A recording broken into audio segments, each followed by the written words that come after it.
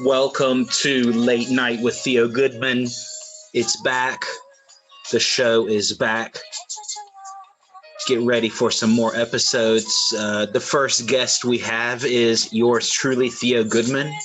Late Night with Theo Goodman featuring none other than Theo Goodman. You are listening to Static Selecta Fool's Work. Fade out, and I'm going to fade in. And today we're with a special video episode because normally I was doing this audio only. But yeah, I got something to say. And of course, as you might see, it has something to do with NFTs, and it has a little bit of something to do with Rare Pepe. We can never escape this topic. And here we got a video from April 8th, 2017, before CryptoPunks existed, before CryptoKitties existed, before ERC 721 existed. We have on TV, RT, Russia Today, yes, at least partially funded by the Russian state. Live on TV, Max Kaiser, black and white picture of Kaiser Pepe, and right here. So, I mean, that was, April 8th, 2017. This is just, one little interesting part of history. So the first NFT on TV ever was Kaiser Pepe with a rareness score of 40, as you can see. It's in the part of the Rare Pepe directory, and I just thought, hey, that's interesting. That's something you might not have known about because, well, one reason you might not have known about it is because, well, Bitcoin maximalists don't like tokens on Bitcoin, so you'd rather forget about this too. Although I think a lot of them do kind of like the Pepe thing, and they prefer that to kitties or punks or whatever. But I don't want to speak for them. And another reason is, yeah, there are some people that would rather not say that they are not the first, or they would rather, it's up to you to decide if it's lying when you do not correct somebody. Is it a lie when you don't correct someone says something that simply is not true, that is indeed about you? So if you said, yeah, we would like to introduce your project, first ever NFT project, please give a round of applause. And you didn't say, thanks a lot, I appreciate it. But actually, I'm not the first. There was this. I mean, right? Shouldn't you do that, correct? If you were invited to a big event, maybe at Christie's or maybe at something else, you might want to give credit where credit's due. Now, I don't even care really who's first. It doesn't matter to me in that sense. What matters is when people try to brush over history or rewrite history or casually pretend that things didn't happen. That's uncool. It's not about who's first. It's about truth. And let's get down to the truth. CryptoPunks are cool. CryptoPunks are cool. You heard it here first. Yeah, it's on Ethereum. It is cool. And if I can navigate over this damn tab, then we'll get it. This is one reason why I don't do video right now. So here we go. We're at the CryptoPunks webpage. And I mean, CryptoPunks got a lot of media, as did Rare Pepe, and that's great. Mashable, Financial Times, Paris Review, Salon, Outline Breaker Mag, Christie's of London, Art Basel, PBS NewsHour, New York Times. You can even see him right now over in Karlsruhe at ZKM, Coast Exhibition. So, you would think after, I would say about 50% of these media outlets / events / exhibition centers say something along the lines of CryptoPunks are the first NFTs. You would think that after years of that going on, that maybe you might perhaps think about saying, hey, thanks a lot for giving me this awesome exhibition or place to speak, but actually, I'm not the first. No, I honestly have never seen it, never heard it. But hey, that's fine. Another thing that is interesting, that it doesn't have to do with first ever, but we'll get back to that. Actually, we'll get back to CryptoPunk. Let me come back to CryptoPunk. Not the only one. Actually, the reason this got brought up again is not me, and it's actually the professor. The professor has spoken. You know what professor I'm talking about? I'm talking none other than Ermin Gunsier. And Gun has spoken. And he wants to make sure, just for everybody to, I'm going to make it large so everyone can read this to make 100% sure. Let's just go through. First of all, there's an impression that NFTs were invented on Ethereum. The Bitcoin community is just now getting in on the NFT game. This is not actually what happened. The very first NFTs were invented and issued on Bitcoin by layering them on top of Bitcoin transactions. Among the most notable were NFTs centered around Pepe the Frog. I will leave dissecting the social aspect of rare Pepes alone and focus on the technical side of NFTs. Early blockchain collectible cards were issued in batches called series, with each card featuring some artwork the crypto folks of the time found topical. The first Pepe series contains around 30 cards. Only a few of them are issued after real people. One of these is Satoshi Nakamoto, another one is Luke Jr., a Bitcoin developer. I'm unlucky enough to be memorialized as Pepe myself. My NFT in this series is especially rare. The Pepe Goodman card is the only one of its kind to be minted in a floating point.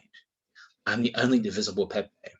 Welcome to fractional Pepe ownership. Well, it's not exactly true about the divisible. It is divisible. Gun Pepe, which is definitely one you want to get if you do not have it. I believe it's series 1. And yeah, he's right. He's right. He's completely right in this aspect. I don't agree with a lot of your opinions. In fact, you had me blocked until recently, but I think that we can put our differences aside, and you have too, because also years ago, you came into the Rare Pepe chat and asked someone if they could give you one of these, and someone did. So that's cool. So, everyone, keep in mind that for some reason, so-called greenwashing is still in effect, and just ask yourself why. What's going on? Why are there things that are disingenuous?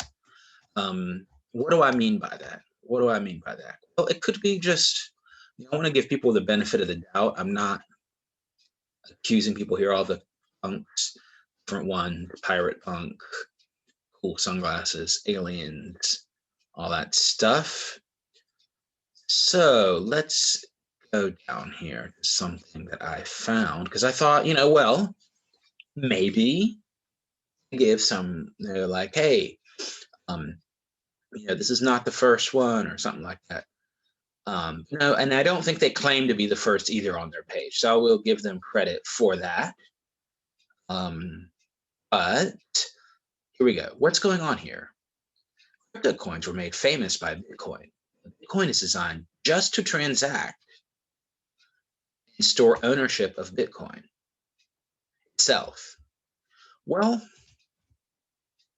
maybe not actually, because if it was designed to just transact and store ownership of Bitcoin itself, and there would be absolutely no space to put anything else in a transaction. And it's simply not true. So it's technically not true. It was designed only to transact ownership of Bitcoin. It's practically not true. Otherwise, there wouldn't be rare Pepes.